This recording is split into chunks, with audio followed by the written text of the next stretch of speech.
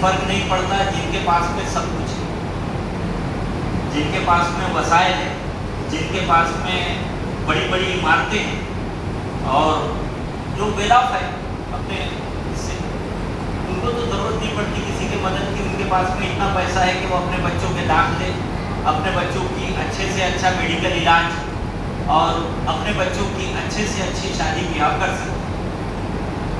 लेकिन अगरचे वो अपना कर ले तो उन लोगों का क्या होगा जिनके पास में कोई वसाइल नहीं है, जो गरीब गुरबा है, जो नीचे के तबके के लोग, उनको भी अपने को साथ साथ नहीं अपने बराबर ला सकते तो कम से कम उनको इस काबिल तो बना दे कि वो अपनी रोजी रोटी कमा सके और अपने बच्चों का बहुत अच्छा नहीं प्राइवेट हॉस्पिटल में तो कम से कम सरकारी अस्पताल में इलाज करा सके, अपने बच्चों की तालीम अच्छी, तरबियत अच्छी कर सके, ताकि एक अच्छे समाज की घटना हो, एक अच्छे मंसूरी समाज की घटना हो। उसके लिए ये ज़रूरी है कि हम सब मंसूरियों को मिलकर ये काम को आगे बढ़ाना होगा। हर गांव में, हर तालुका में और हर शहर में इस काम की शुरुआत हमारे नागपुर शहर, जैसा एक मैं मिसाल पेश करना चाहता हूँ कि 70 साल पहले हुई। 70 साल पहले हमारे यहाँ पर जमात थी, रजिस्टर्ड थी, सब कुछ थी। बाद में क्या हुआ कि कुछ ना कुछ इसका शिकार हो गए, आपसी जो मतभेद होते हैं तो उसमें 2 हिस्सों में बढ़ गए, फिर और आगे चले वो कुछ काम कर नहीं पाए, फिर बटे, 2 से 3 जमात हो गई, फिर बटी। इस तरीके से हिस्से होते चले जाते हैं। लेकिन समाज की भलाई के लिए हर शख्स को अपनी अना को थूक देना चाहिए। अना लेकर चलेंगे आप, अपनी ये लेकर चलेंगे, ईगो लेकर चलेंगे तो काम नहीं होने वाला। वो छोड़िए, अपने जमात को लेकर चलना है, अपने गरीबों को, अमीरों को और जो मध्यम वर्गीय है तो एक बड़ा क्लास होता है, 70% लोग जो है इसी क्लास में आते हैं, 70 या 80% पर मेन तो लोगों को स्टैंड करना है। और जो खासतौर पर जो समाज का पिछड़ा हुआ तबका है, जिसको मोस्ट बैकवर्ड बोलेंगे, 15 से 20% हर जगह होता है कि जो बेचारे हमारे ज़कात के मुस्तहिक होते हैं, उनको ज़कात कौन देगा? तो अगर से जमात संगठित होती है तो बड़े लोगों से लेंगी, छोटे लोगों को देंगे, जो बीच के लोग हैं जिनको ज़रूरत नहीं है कोई मसला नहीं। लेकिन वो 15 से 20% तबका था जो जिनके पुरसाने हाल नहीं थे, जिनके पास में 2 टाइम के खाने के इंतजाम के लिए ही बड़ी तकलीफ हो रही, तो एटलीस्ट उनके घर में खाना तो पहुंच जाएगा। ऐसे छोटे से काम की सोच, यही सोच लेकर हमने नागपुर में जब काम करना चाहे, आज से लगभग 4 साल पहले, तो एक जनाब के पास में गए, बड़े जनाब थे। उन्होंने कहा पहले लोगों की राय लो, लोग क्या कहें। तो हम लोगों ने लोगों की राय लेना शुरू की। राय कैसी लेके, तो एक आजकल बड़ा आसान है, सोशल मीडिया ग्रुप होता है। ये ग्रुप के जरिए हमने मुख्तलिफ हर वॉक ऑफ लाइफ के लोगों को जोड़ा। जैसे मिसाल के तौर पे एक बिरादरी ग्रुप हमारे यहाँ चलता है जिसके अंदर 1000+ लोग जुड़े हुए, और एक ग्रुप बनाए जिसमें शादी ब्याह के काम होना है। जिनके घर में बच्चियाँ हैं वो परेशान थे, जिनके घर में बच्चे हैं वो परेशान थे। उन लोगों के लिए हमने मंसूरी शादी ग्रुप तैयार कर दिया। अल्हम्दुलिल्लाह पिछले 4 सालों के काम में ये हुआ कि तकरीबन 900 रिश्ते आज तक हो गए। हर महीने में एक रिश्तों की रिपोर्ट हम डाल देते हैं कि 25 रिश्ते हो गए या 10 रिश्ते हो गए। इस तरीके से वो काम में तेजी आ गई। अब रिश्ते लेके जो परेशान थे वो का मसला हल हो गया। कुछ गरीब लोग थे जिन लोगों के लिए ज़कात का फंड खोले हमने, और ये समझिए कि पिछले 2 ही सालों का जो मैं ऑडिट रिपोर्ट से बता रहा हूँ आपको, लगभग 10 लाख प्लस नागपुर शहर में इतना पैसा ज़कात की मद में जमा होने लगा, एक साल में 10 लाख। तो वो 10 लाख वो गरीब लोगों को जिनके बच्चों के पढ़ाने के लिए उनके पास फीस नहीं, पढ़ाना तो है, अपने गाँव के बच्चे, अपने बिरादरी के बच्चे, उनको पढ़ाना तो पड़ेगा। तो उन लोगों को हम वो ज़कात के पैसे से पढ़ा रहे हैं। कुछ लोगों को इलाज के लिए, जैसा मैं एक मिसाल बताना चाहता हूँ, पिछले साल एक एप्लीकेशन हमारे पास में आई एक बच्ची जिसकी दोनों आंखें चली गई, दोनों आंखें से नाबीना लगभग, इतना मोटा ग्लास लगाती थी, उसके बावजूद भी बस उसको ऐसे हाथ लगा कर ही वो चल पाए। तो उसके आँख के ऑपरेशन का मसला था, 1.5 लाख का खर्चा। हमारे पास में रामटेक की ब्रांच से एप्लीकेशन आई, रामटेक के वो बच्ची को हमने नागपुर बुलाया। एक अपने जमात की एक बच्ची स्पेशलिस्ट हो गई है, उससे उसकी जांच कराई गई। वो बच्ची बोले कि यह ऑपरेशन का खर्चा मैं सिर्फ 1 लाख में करूँ, मैं विदेश के लेंस मंगाऊंगी और उसको लगा दूँ। वही जो दूसरे डॉक्टर ने 1.5 लाख का खर्चा बताते हैं। मंसूरी जमात संगठित होने का फायदे क्या क्या है? वो बच्ची ने बोली अब मैं अपनी 10,000 रुपये फीस जो मेरी होती है ऑपरेशन की वो भी नहीं लूँगी। इस तरीके से मात्र 90,000 में वो बच्ची का ऑपरेशन हुआ, दोनों आंखों का। दोनों आंखों में विदेश के लेंस लगाए गए। वो बच्ची इस काबिल हो गई कि अब उसकी शादी हो सकती। पहले इस काबिल थी कि कोई उनके घर जाता नहीं था बच्ची देखने के, लेकिन अब वो बच्ची की इंशाअल्लाह ताला शादी की होगी और अपनी उमूमन जिंदगी जो है वो जिएगी बच्ची। उसी तरीके से एक एप्लीकेशन आई कि आपने कभी कोई डॉक्टर पेशेंट से यहाँ पर होंगे तो वो बता पाएंगे कि डिलीवरी में भी ऐसा हो जाता है कि किडनी चली जाती है। एक केस ऐसा है हमारे पास कि डिलीवरी में वो बच्ची की किडनी चली, एक नहीं बल्कि दोनों किडनी चली। घर में वो ऑपरेशन थिएटर से आई बेचारी और अपने बच्चे को अपने अम्मा के हवाले करी और खुद की डायलिसिस में लग गई। तो एक साथ डायलिसिस करती रही। बाप जो है वो रिक्शा चालक थे, रिक्शा चला। अब वो कहाँ से इलाज कराएंगे इतना महंगा? तो उन्होंने इतना फैसला कर लिए कि मैं अपने बेटी को अपनी एक किडनी देता हूँ, डोनेट करता हूँ। तो अब 1 से 2 ऑपरेशन हो गए। पहले तो किडनी निकालना है बात, वो एक ऑपरेशन हुआ और वो बच्ची को एक किडनी फिट की गई। अब वो बच्ची इस काबिल है कि वो अपनी पूरी ज़िंदगी अच्छे से जिएगी। तो उसके लिए लगभग 1 लाख रुपए का खर्चा होना था, ज़्यादा होना था इससे, लेकिन हम लोगों ने लगभग 1 लाख की मदद कर दी। तो इस तरीके से 2 जान पिछले साल हम लोगों ने बचाए, जो बिल्कुल यानी आ रहा है कि इसमें जमात की अल्लाह बचाने वाला तो मालिक है, लेकिन आप लोगों को वसाइल खड़े करना पड़ेगा, आप लोगों को मदद करना पड़ेगा। तो आप इसकी तैयारी कीजिए और ये सारे काम, ये जो मिसालें थी जो मैंने बताया आपको छोटी मोटी। रहा सवाल एजुकेशन का, तो एजुकेशन के लिए धड़ाधड़ एप्लीकेशन आना शुरू हो गई हमारे पास। हमारे पास पैसा नहीं है बच्चे को फीस देना है या बच्चे को पढ़ाना है। अभी ये समझिए कि तकरीबन 30 एप्लीकेशन पिछले साल हमारे पास में आई, जिसको हमने ये कर दिया, एप्लीकेशन अटेंड करके उनको बच्चों को दाखिले के लिए बाकायदा कॉलेज के नाम से चेक दे देते हैं। तो एक वो भी एक काम होना है कि ज़कात से बड़े लोगों से जो वो तो जायज़ है, उनकी ज़कात निकलना ही निकलना, वो ज़कात निकाल कर यानी उनके जेब से वो पैसा निकाल कर ये गरीब गुरबा जो है उनके जेब में डालना, ये काम होगा। उसी तरीके से और बहुत सारी चीज़ें, जैसा एक बड़ा प्रोग्राम हम लोग लेते हैं, आप सभी लोगों को दावत इस साल जो हमारा प्रोग्राम होने वाला है तशरीफ लाइए।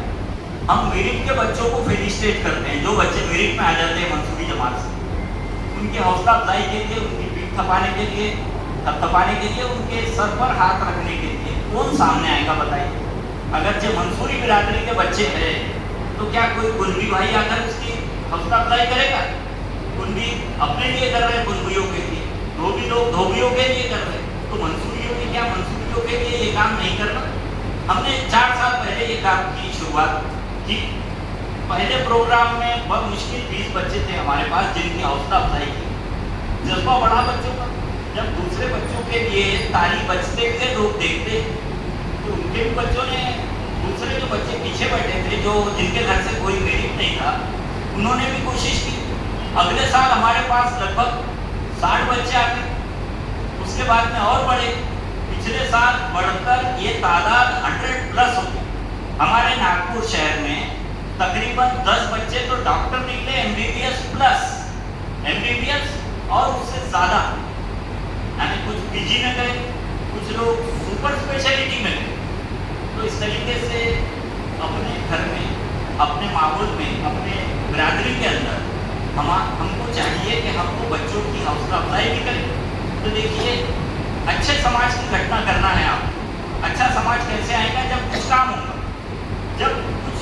जेब पर जोर लगेगा। क्या लगता है साहब, अगर से आप सारे, सबसे पहले हमने एक काम शुरू किए थे सर्वे करने। सर्वे करें और ये पता उठाए कि कितने लोग हैं, कितने अमीर हैं, कितने गरीब हैं, कितने ऐसे लोग हैं जिनको मदद की ज़रूरत है। तो सर्वे में सब आ गया कि हर घर का क्वालिफिकेशन क्या है, उनके बच्चे कितने हैं, मैरिजेबल एज में कितने हैं, और उनका फाइनेंशियल स्टेटस क्या है। वो फॉर्म मैंने लेकर आया हूँ। अभी ये प्रोग्राम के इख्तिताम पे इंशाअल्लाह ताला मैं फॉर्म दिखाता हूँ, तो उसमें कैसी जानकारी पूरी आ जाएगी एक तरह की। वो फॉर्म हमने बनाए, आप उससे बेहतर भी बना सकते हैं। अगर चाहे आपको लगता है कि मुझे 1-2 कॉलम बढ़ना चाहिए तो बढ़ा दीजिए, आपको लगता है कि कुछ कॉलम कम होने चाहिए तो कम कर दीजिए, मगर कीजिए। अभी हम लोग फॉर्म भी मैंने साथ में लाया, आपको देता हूँ, दिखाता हूँ, पढ़िए समझिए। तो सर्वे करने के बाद में बहुत सारे सोशल मीडिया ग्रुप बनाए, उसमें हर वॉक ऑफ लाइफ के लोग जुड़ गए। जैसा मैंने बताया कि शादियों का एक ग्रुप अलग बनाया, बाद में प्रोफेशनल का एक ग्रुप बनाया गया। तो हमारे यहाँ पर बड़े बड़े आर्किटेक्ट हैं, बड़े बड़े वकील हैं, बड़े बड़े प्रोफेसर हैं, उनका एक प्रोफेशनल मंसूरी प्रोफेशनल ग्रुप बनाया गया। एक ग्रुप बनाया गया मंसूरी बिजनेसमैन ग्रुप। जितने कारोबारी लोग हैं, किसी की चाय की दुकान है, किसी की मसाले की दुकान है, किसी की और किसी का मिर्ची का कारोबार है, किसी का सीमेंट कंक्रीट का कारोबार है। तो इस तरीके से हमने बिजनेस ग्रुप बनाया। जो बिजनेसमैन है उनको ग्रुप में रखा गया ताकि उनके आपस में ग्रुप बिजनेस जो है वो बढ़े। भाई हम सब देख रहे हैं, कोई मिर्ची वाले साहब बैठे, तो जिसके घर में शादी हो रही है उसको हर सामान लगता, पूरा जिंदगी का सामान शादी वाले के घर में लगता है। मिर्ची लगती, मसाला लगता, और लगता, और हर कुछ, शक्कर लगती, गेहूँ लगता, आटा लगता, चावल लगता, सब लगता। तो इस तरीके से अपने लोगों के बिजनेस फ्लरिश होने लग गए, उनके बिजनेस चमकने लग गए और उनके बिजनेस बढ़ रहे। पता चला कि एक साहब ने एडवर्टाइज डाल दी उसमें कि मैं कूलर बेचता हूँ, कूलर का कारखाना है। तो लोगों ने तेजी के साथ उनके घर के, उनके जो कारखाने से जो कूलर निकलते थे उसको खरीदना चालू कर। उसमें और एक कंडीशन डाल दी, अगर जे मंसूरी ग्राहक आएगा तो उसको 10% की छूट या 10% का डिस्काउंट। तो फायदे की बात है, अपने आदमी का कारोबार बढ़ रहा है और अपने हर शख्स को यानी कम कीमत में सामान मिल जा रहा है। तो इस तरीके से हर किसी का फायदा है। उसी तरीके से और औरतों का, भाई हम लोग आदमी लोग तो मीटिंग में चले जाते हैं, बैठ लेते हैं, चीज़ें समझ लेते हैं। औरतों को बिल्कुल बेचारियों को दबा के रख दिए घर के चक्की चूल्हे से। उनको भी ऐसा लगता है कि कुछ वक्त निकले तो वो भी औरतों में जाकर बैठे, वो भी औरतें अच्छी बातें सीखें। तो उन लोगों के लिए एक ग्रुप चलाया, उसके अंदर एक बाजी कुछ कुरान पढ़ी हुई थी, उसने कुरान बताना चालू कर दिया। तो इस तरीके से हमारे घर की औरतें कुरान से भी वाकिफ हो गई, कुरान की अच्छी बातें, मज़हब की अच्छी बातें को सीख रही है। घर बैठे ऑनलाइन क्लास चल रही है, कुरान की बातें चल रही है, उसका मीनिंग बताया जा रहा है। तो इस तरीके से आप भी कर सकते हैं। यहाँ के लिए भी ग्रुप बनाइए। रहा सवाल रजिस्ट्रेशन का, तो रजिस्ट्रेशन हमारा हो चुका है। 2 साल 2.5 साल पहले रजिस्ट्रेशन आ गया, 2.5 साल से हमने काम करे। आज एक ऑफिस खरीदने जा रहे हैं, हमारे पास आप मीटिंगें लेने के लिए जगह नहीं, आपके पास मीटिंग लेने के लिए हाल तो है। आपका इनिशियल काम जो करना चाह रहे हैं वो काम यहाँ से हो सकता है। तो आप भी काम की शुरुआत कीजिए और हमसे जो भी मदद हो, नागपुर जमात से हम आपकी पूरी मदद करने के लिए तैयार हैं। आपको जो भी मशवरा लगेगा वो मशवरा देने के लिए तैयार है। काम तो आपको अपना करना ही पड़ेगा। जैसा हमने नागपुर के इदारों को, नागपुर के मंसूरियों को, नागपुर के नदाफ लोगों को कई नाम से जाने जाते हैं। एक ही राज्य में कई नामों से, जैसे यहाँ पर देखते हैं महाराष्ट्र में तो मंसूरी, कोई पिंजारी, कोई पिंजारा, जो है ना जी जी हाँ, आपके यहाँ पर अमरावती में मालूम पड़ा कि सौदागर लोग भी हैं। अभी एक साहब नागपुर में बात करें, सौदागर है, उन्होंने इनकार कर दिया कि मैं मंसूरी नहीं हूँ।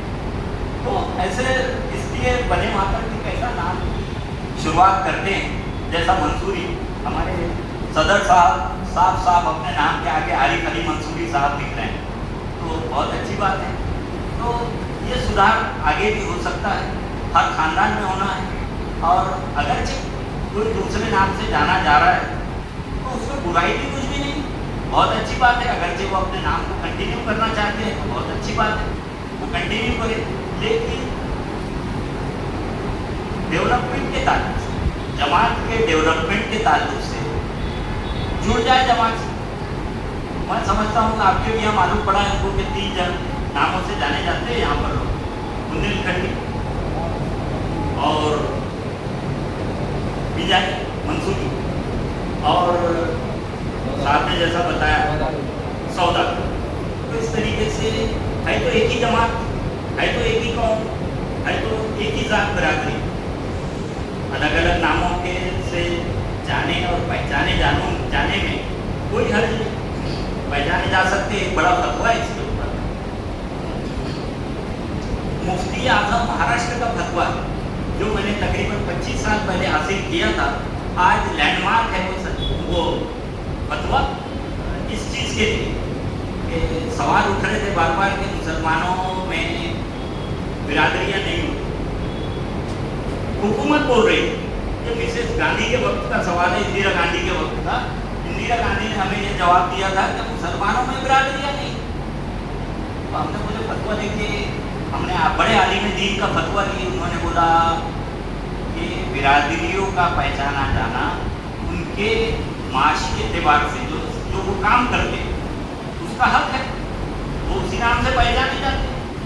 जैसे किसी जमीन नाम के कई लोग होते, लेकिन कौन जमीन मंसूरी, जमीन मंसूरी हो सकता है। जमीन भाई एक और होंगे आपके इलाके में जो कुरैशी है, गोश्त का कारोबार, तो जमीन कुरैशी। इस तरीके से पहचाने जाने में कोई ये नहीं। हमारे यहाँ तक जो बायलास बनाए हैं हमने सारे नाम घुसा दिए उसको, जिस नाम से मंसूरी पहचाने जाते हैं पूरे हिंदुस्तान। उसके अंदर साउथ इंडिया के अंदर में तेलुगु लोग, और जैसा मैंने आंध्रा में बताया एक अलग नाम से जाने जाते हैं, नूर भाषा, अलग अलग नाम है, लेकिन है एक कौम, एक बिरादरी। आप उसके बेसिक में लिख दीजिए, कॉन्स्टिट्यूशन जो बनेगा, दस्तूर जो बनेगा, बायलास जो बनेगा, उसमें लिख दीजिए कि ये तमाम नामों से पहचाने जाने वाले जो मंसूरी कौम के हैं उनको हम सारी सहूलत, सारी जो फायदे हैं वो मुहैया कराएं। क्लियर हो गई बात? तो क्या कुछ माहौल बना आपके जहन में बात आई कि स्टैंड लेना चाहिए और जमात बना के काम करना चाहिए? बताइए।